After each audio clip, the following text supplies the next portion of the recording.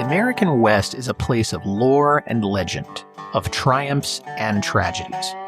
No one can tell the true stories of the West better than author Rick Steber, and now there's a podcast showcasing his work. It's called Writing the West, and every episode will feature his short stories and his poetry. If you want to know the true stories of cowboys, pioneers, miners, and Native Americans, this 15-minute podcast is for you. Writing the West is available on Spotify, Audible, Podbean, or wherever you get your listening matter.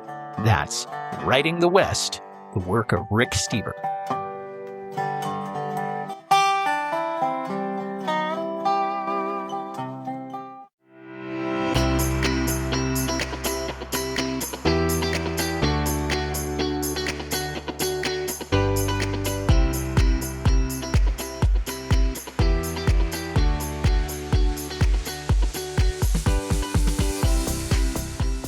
Hello and welcome to the Oregon Files podcast. First, our disclaimer, we are novice podcasters simply for entertainment and knowledge. If we misquote or say something wrong, mispronounce it was not on purpose. We did not mean to offend, but there's our disclaimer, so now you can't sue us.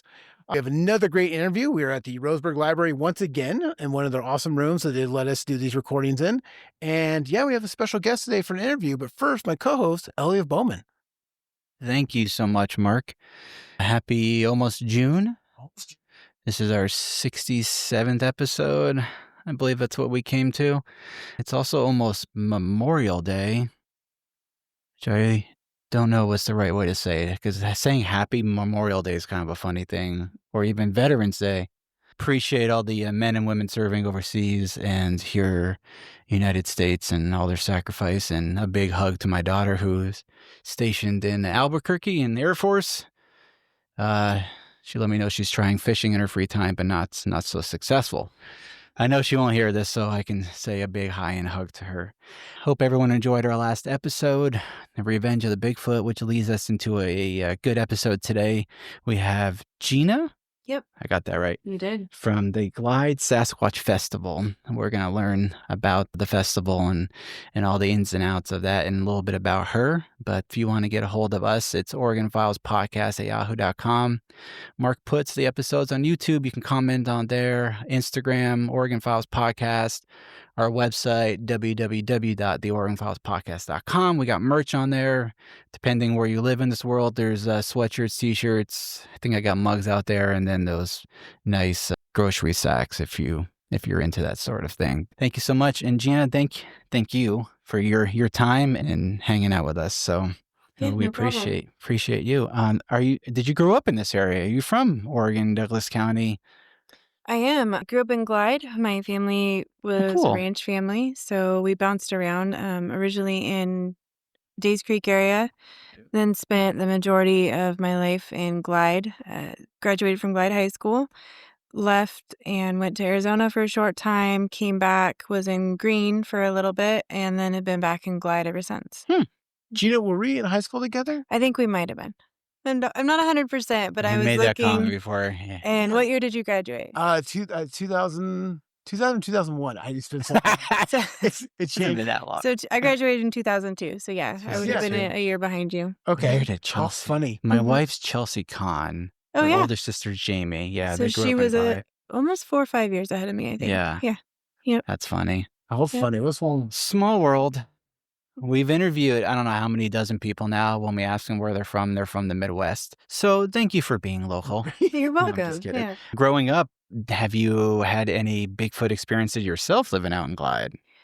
I can't 100% say I have or I haven't. I've had a couple of times, especially living out on ranches and stuff, where being way back in the middle of nowhere, and it would go really quiet. You'd hear something moving through the brush, and it just didn't sound like the normal noises. I've been around bear and cougar, and the one specific time, it was different. It sounded more like something trying to move carefully and quietly through the woods rather than just kind of going about their business. So, but also, I mean, I was fairly young, so It's definitely Bigfoot. Yeah. I mean, I choose to believe that, yes, it was Bigfoot. So the Glide, I always want to say Bigfoot Festival, but it's the Glide Sasquatch Festival. Yes. How did you come to get involved with it? So the nonprofit I work for puts it on, and it's Glide Revitalization.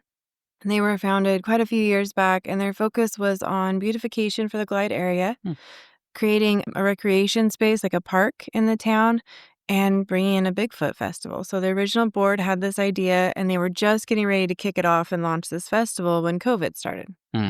So it all got put on the back burner. Started talking about it again, like, hey, let's get this up and going. And then Archie Fire happened.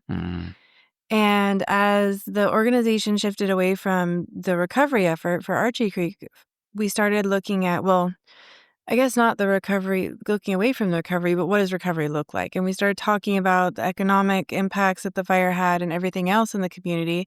And we realized we really need to get people back out here. And that's when the festival came back up. It's like, we got to do this. We got to get people back out here. So we started the first year down the high school fields. Yep.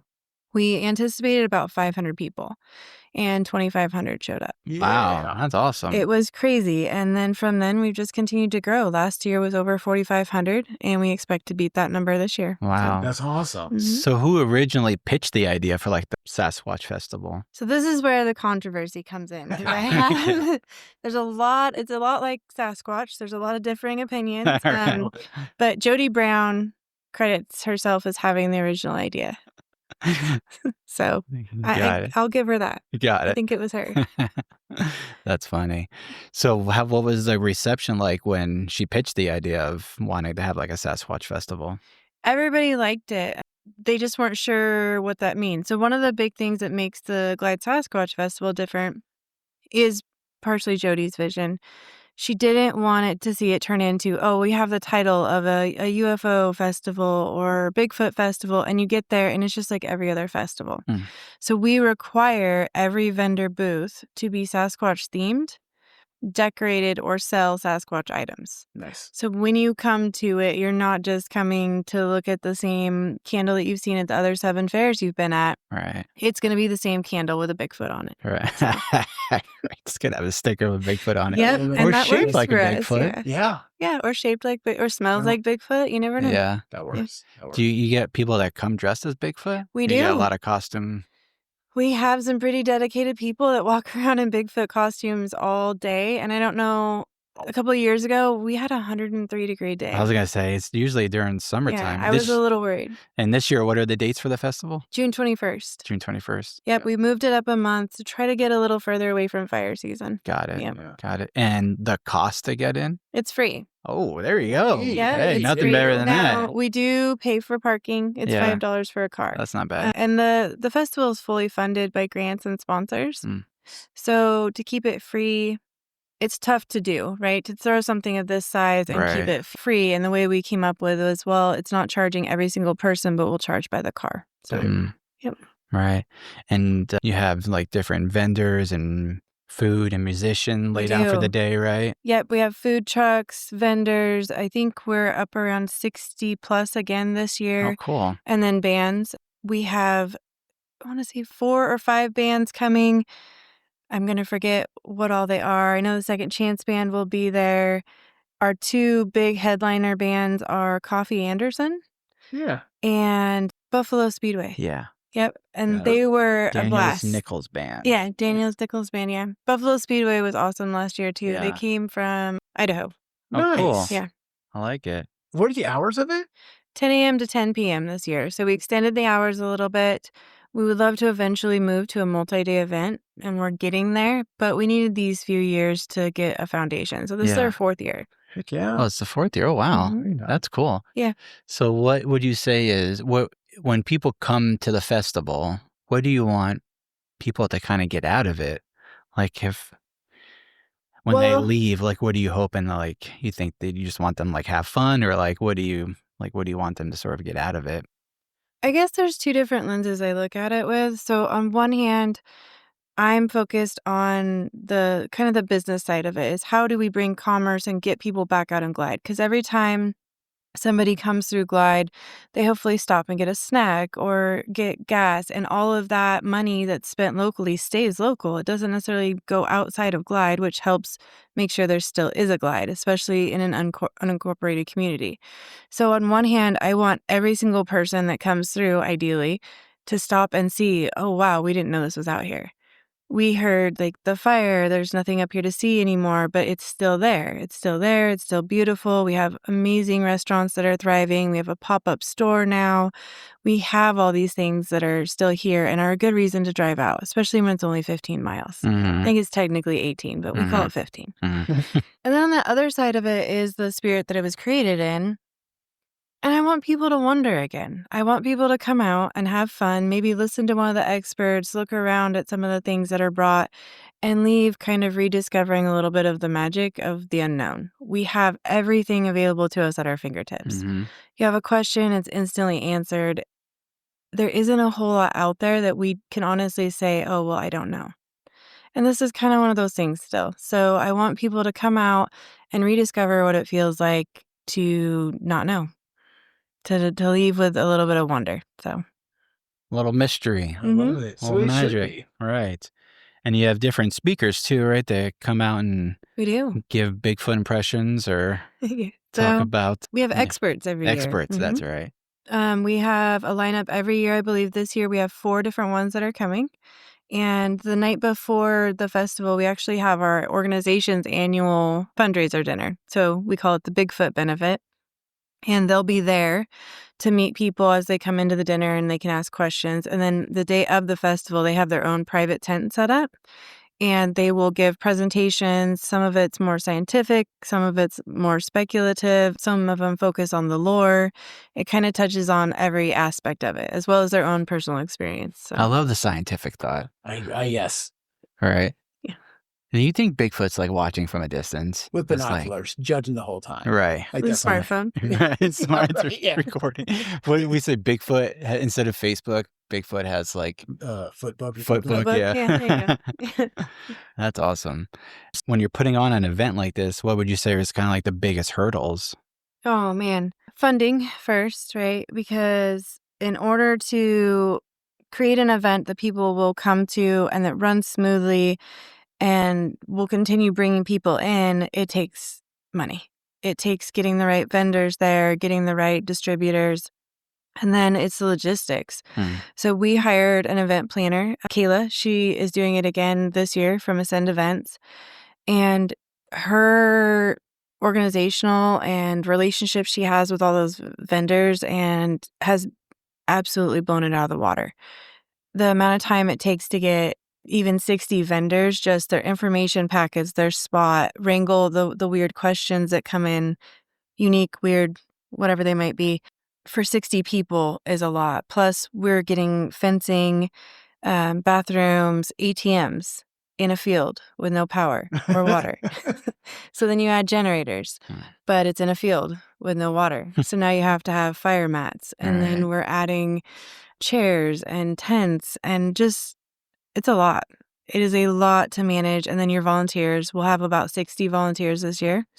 So the coordinating of that, assigning them shifts, who's going to be in charge of what, making sure that there's clear direction. A space was probably our biggest initial hurdle, is where can we have this? And I got to thank Strader Ranch. They have been amazing. Letting us use the property has absolutely changed everything. If we didn't have that space, I don't know that we could keep going. And then, of course, our donors. David and Kelly Trincaro are our title sponsor this year, and they have been phenomenal. It was, hey, what do you need? We'll step in and do it. So one day we'll be title sponsors. Someday, right? That's someday. Someday. There you go. I'm going to hold you to that. Someday. Also, we're raising the cost for title sponsors. So. Okay. Well, maybe not. And then for volunteering, when's sort of like the last day to sign up for volunteers? Or we will take everybody up to the last minute. The coordination piece for that is it helps us if we know at least a week ahead of the festival, because we order shirts for everyone, for the volunteers, and then also make sure they're placed in a spot that's going to fit well with their schedule and stuff. So you can go online to the website, glidesasquatchfestival.com, and there's a volunteer link, or you can always send an email to admin@GlideRev, and we'll figure it out from there. Perfect. That was going to be my next plug. So as far as your biggest takeaway as like rewards, what would you say is like the biggest rewarding part of putting on a giant festival logistical thing like the Glide Sasquatch Festival? For me, it's seeing that many people out on Glide. Mm-hmm. You think about the population of Glide, the town itself, I think, is like between 2,400 and 2,600 people.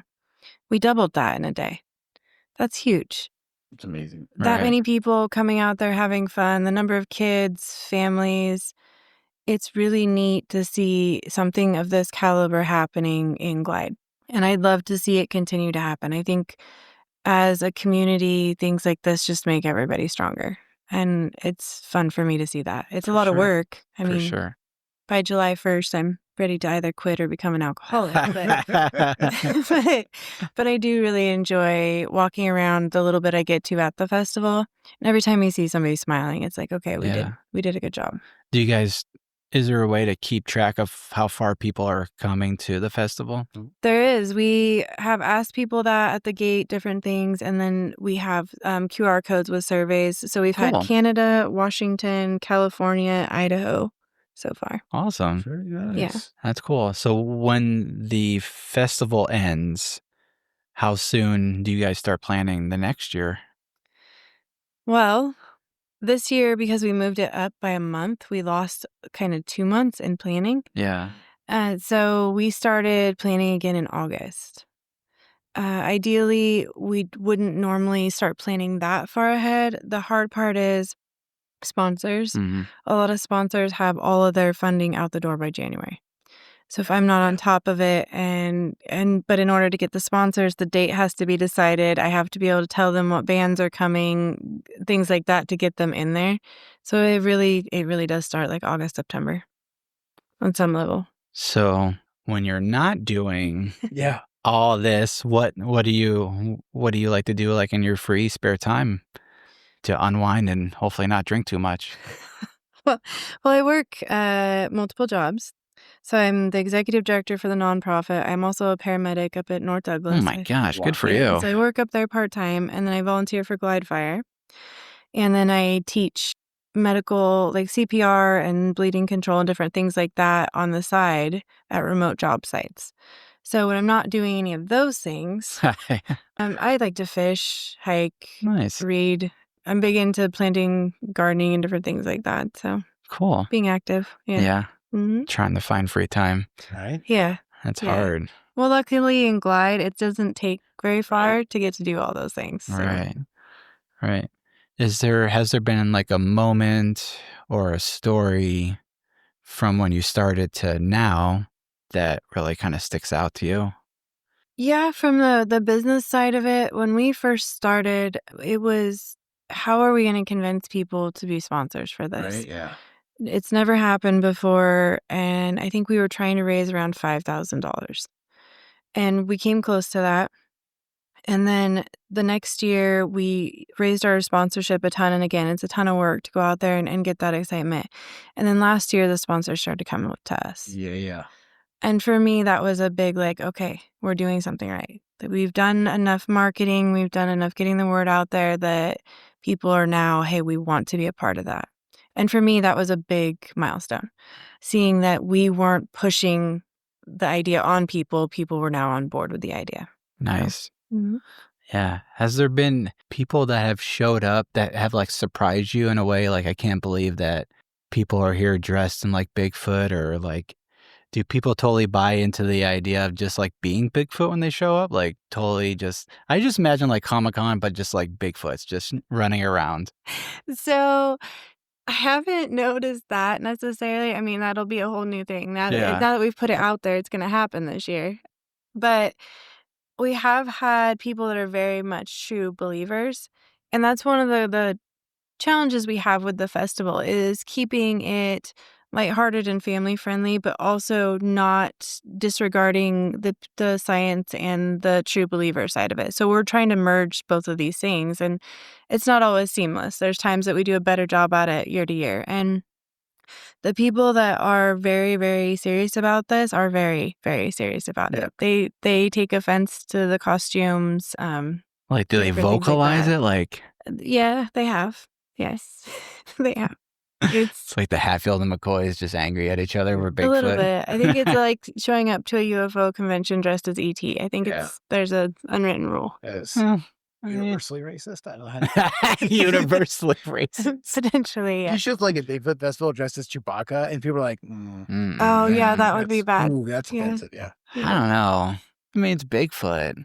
he's a Wookiee though. There's a big difference. But I mean, you had to. I don't know. Yeah, I don't know. I'm probably on the side of being a little more lighthearted than. See, I would take it very seriously. You- I would. Oh, absolutely. Because the flavor is Wicked. There is a lot of historical stories, and going back over to the 1960s is what I found. It's one of the hot spots. Yeah, Mhm. very much so. It's crazy because all the way from Glide behind the way up to Sutherland, it's been a hot spot for like 40, 50 years.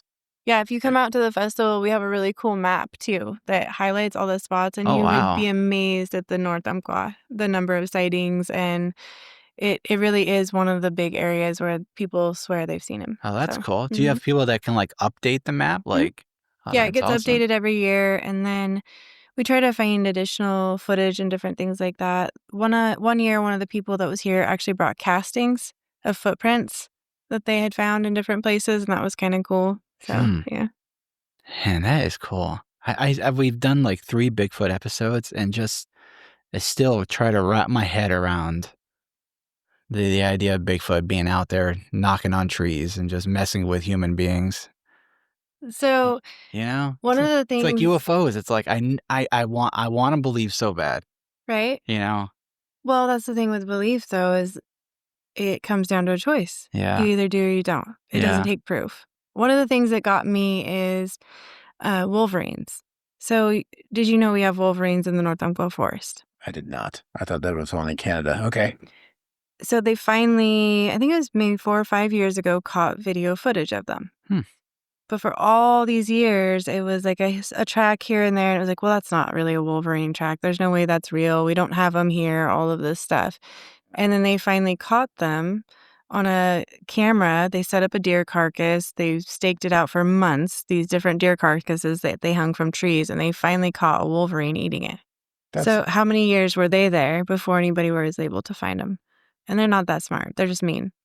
So Logan finally got old. Man, I love it. It's very true though, because there's so many eyewitness accounts. Got to account for something. So. Yeah.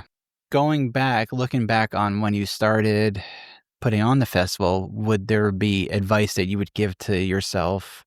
Oh, man. Don't do this better, think this out more. I don't know. And I think part of the reason I don't know is because I think it's one of those processes that the only way you know what you're going to need to do or know what you don't know is by going through it. I think we did most of it ourselves the first year. I think we should have been more involved with a planner the first year. We did have Kayla on board, but we were trying to handle too many pieces of it. Don't downplay the importance of advertising. Right. Man, the marketing and branding was huge. I would have never invested the dollar amount into that we did without being pushed by the event planner. And I don't regret that. That was huge. But the first year we did hardly any.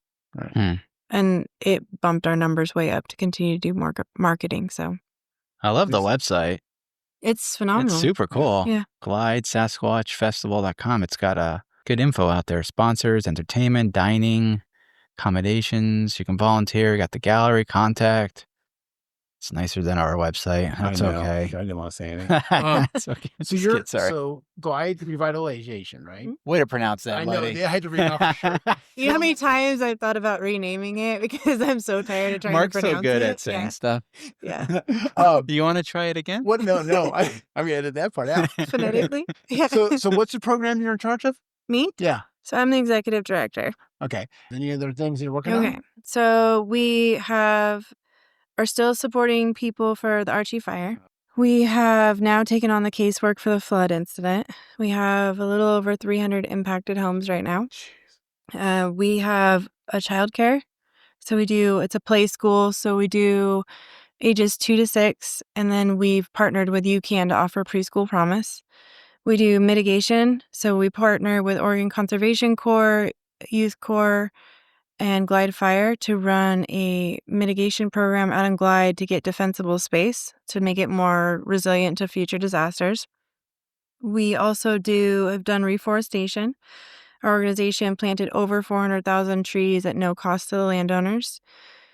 We do 2 scholarship programs, one for nursing students and one for skilled trades, and we are very broad with our skilled trade definition. Essentially, all we want to capture is kids that wouldn't take a traditional education path after high school. Well, And no GPA requirement. It's like all merit-based.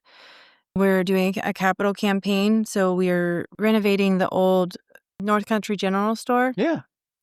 It was Lone Rock Market at Yep. one, yeah. Yeah. We're renovating that building. It'll be the permanent home for the organization. It'll include the childcare, community education classrooms, and open community space to use.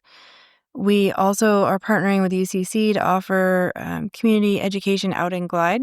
Once the new center is open, we'll have evening classes that enable people to get certificate-based courses to either further their current job position and career or to move up into another one. And then we will offer drop-in childcare during those hours. Wow.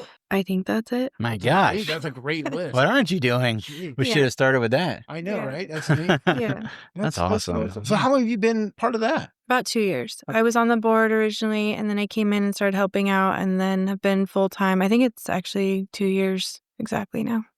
That's Yeah. awesome. Yeah. And where can folks find out info about the Glide revitalization? GlideRev.com. GlideRev.com. Yeah. A lot easier.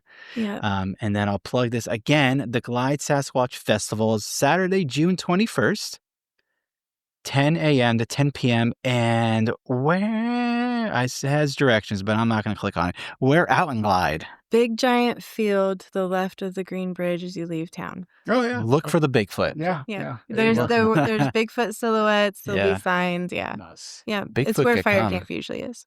I hope he does. Bigfoot could come, and nobody Yeah, you never know. would have any idea. If you can invite 3 people to a dinner party, deceased or alive, who would you invite? Okay, so Roosevelt, We got Teddy D or we got Franklin. Yeah. Franklin. Okay. Good answer. I think it would be really interesting to I hear love FDR. about what kept him up at night. What Oh my decisions, what gosh. policies, what Right. different things did he struggle with that we've analyzed and looked at as a society now for how many years, but what was it like to be in that moment and being the person making those decisions? So I think it'd be really cool, Can only imagine right? what kept that dude up. Yeah. Let's see. Boy. Multiple world Right. wars, Yeah. fresh off the Depression. Yeah, I mean, talk about having a lot of pressure on making the right choice. And did he second guess? Like, how many Right. times did he stay up second guessing, am I doing the right thing? All right. Yeah. I think we all do that. hmm Not Yeah. on that scale, Oh. I guess. Yeah. Okay, so Roosevelt Hemingway. Okay. I just want to have a glass of Nice. whiskey and smoke a cigar with him. Yeah, there we I go. think it would be great. Good And answer. listen to him talk. Yeah. And then Princess Diana. Oh, okay. Okay. I think she publicly went through things that nobody would ever even want to do in private. And she always did it with maintaining poise. Mm. And I think it would be really interesting to sit down and talk to her about how she continued to be such a light to so many people while facing the kind of things she did in her personal life. Because she went through all of it. So For sure. mm, She did. I think that's it. There's so many. It's really hard to choose. It's a There's so hard- many cool people hard that I would question. love to sit down with. So. We asked that to everyone, and there's always great answers. I love that question because I never know. I have no idea. It's hard to read people. Yeah. You really never know what people are gonna say. Well, I think for our, I don't know, maybe our 100th episode. Maybe I won't wait that long, but I would love to do like a montage Of all of the that people? answer. Yeah. Yeah, and Yeah. just hear what people say to that. That would be interesting. Yeah, and then also a montage to these next 2 questions, Right. which Mark will The ask. most important ones here. Right. First of all, what's your favorite movie? So animated, it's Robin Hood. Oh, good Oh, yeah. one. Yeah. Great one. Yeah. I love that movie. But I'd have to say Tombstone. Yo Huckleberry. I Yeah. think that R.I.P. was- Val Kilmer. Oh man. Well, and I think it might be my favorite or at the top of my brain right now just because, he's Yeah. no longer with us. But That's a good one. Yeah. All right. And then favorite sandwich. anyone I don't have to make for myself. I love But no, peanut butter and jelly, though, is really my go-to, because I'm an adult. So There you go. That's Yeah. So, but then, I had a peanut butter jelly yesterday. but crunchy or smooth peanut butter? crunchy. Eh, I like crunchy. smooth. And it has to be on both sides of the bread. The peanut butter? hmm What about the jelly? Yeah. You put the jelly on Well, top if of it? you smash down the inside of the bread along the crust, it makes a little pocket for the jelly, and then you can sandwich it in there. Brilliant. Whoa. That's Inventing new that's, ways to make a PB&J. I'm blown away. That's awesome. Very cool. Oh, shoot. That we did it. Anything you else would like to share about the Glide Sasquatch Festival that you would like folks to know, learn, get involved, and all that jazz? It's a lot of fun. I think everyone is surprised when they come out. They don't expect Glide to put on the kind of festival that we do. I just encourage everybody to come out and check it out. We love to have volunteers. We love to just get people there. And anybody with any questions about the event or the organization, just ask. Reach out to us, and we will be happy to get to you. And it's the glidesasquatchfestival.com. Saturday, June 21st, 10 a.m. to 10 p.m. Again, just look for the Bigfoot roaming around, and you will find it. Love it. Yeah. Thank you so much. And if you want to get a hold of us, again, OregonFilesPodcast.com. Check us anywhere you get your podcast. Mark puts it on YouTube. And we'll talk to you all next time. Thank you. Thank you.